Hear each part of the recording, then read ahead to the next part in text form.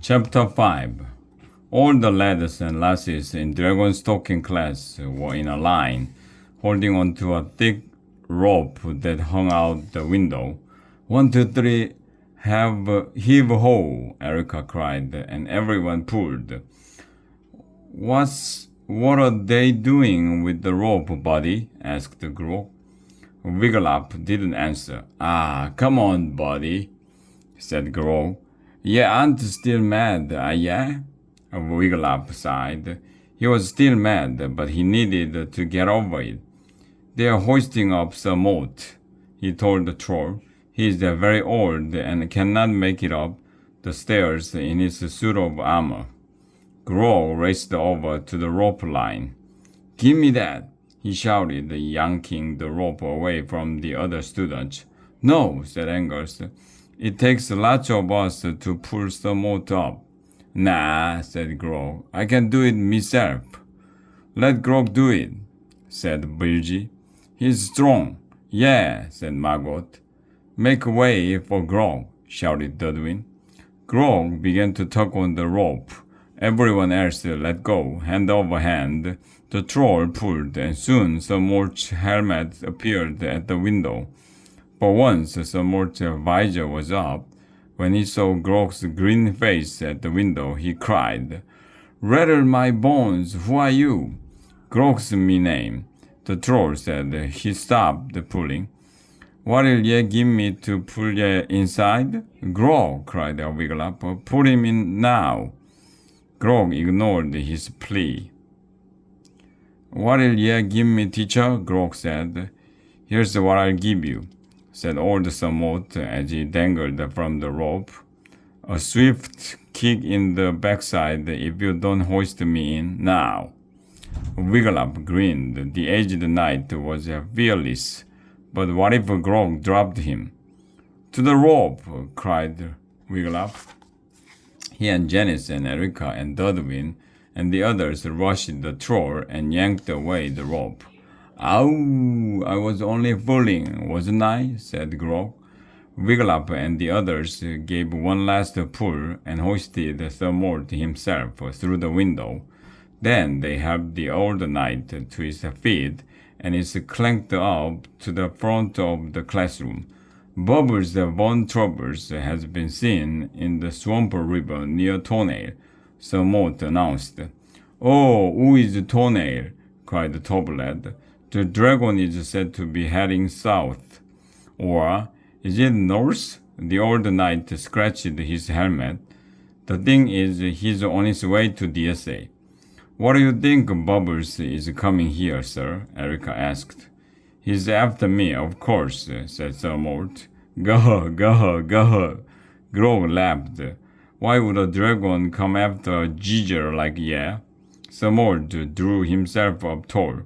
In my glory days, I threw Bubbles' mate, Ducky McScales, he said. Threw isn't quite the word, but I put her out of commission. Ducky was an enormous water dragon. She came at me with her duck bill open wide, a bill lined with razor-sharp fangs. Ducky chomped down and nearly bit off my right arm, or was it my left? But sir, said Erica. I drew my sword, said Sir Mort, keeping on with his story, and I jabbed Ducky in the Abdoshreka Dinka pus, right here.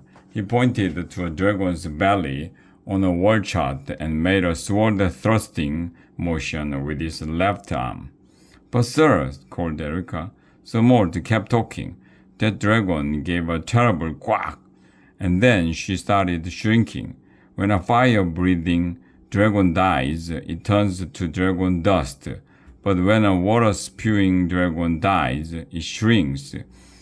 And Ducky shrank down, until she was no bigger than a bath toy. He chuckled. I keep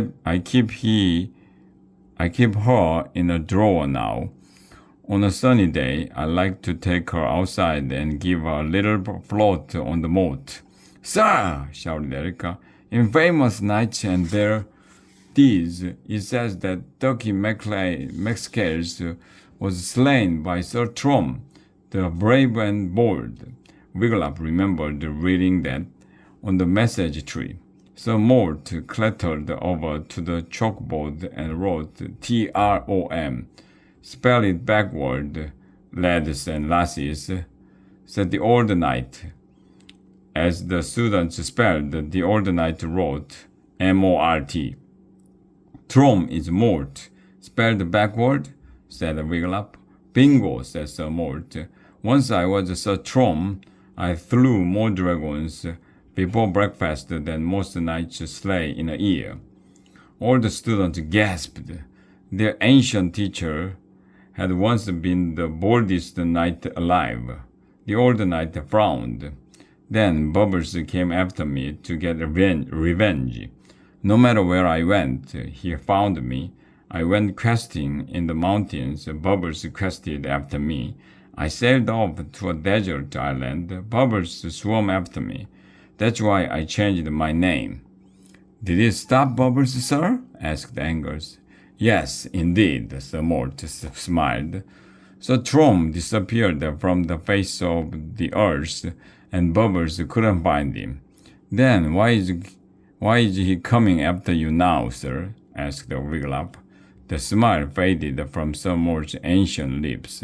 Last week there was an article in the medieval times on the world's oldest living knights. He told the class there was drawings of Sir Roger and Sir Puddledup and me on the front page. Bubbles must have seen the paper and recognized me. For from the very day my pictures appeared, I began hearing rumors that Bubbles was getting closer and closer to Dragonslayer's Academy. Wiglaf frowned. He remembered something else he had read on the message tree flyer. Bubbles was very dangerous. Poor Sir Mort. Have no fear, Sir Mort, cried Erica. We shall slay this dragon for you. What's his secret weakness? Called Dodwin. Something to do with his sniffer, answered Sir Mort. He is said to have a very sensitive nose. More than that I know that. No, not. Wiglaf thought back to the flyer about Bubbles on the message tree. After secret weakness, all he said was, What did that have to do with his nose? Just then, Grog bolted out of his seat and ran to the window. Teacher, he called, in Bubbles a big blue dragon? Why, yes, he is, said Sir Mort. Teacher, called Grog, do Bubbles have a big red horn on his forehead? He does, cried Sir Mort. Oh, Bubbles toots a mean boogie-woogie on that horn while he gobbles up his victims?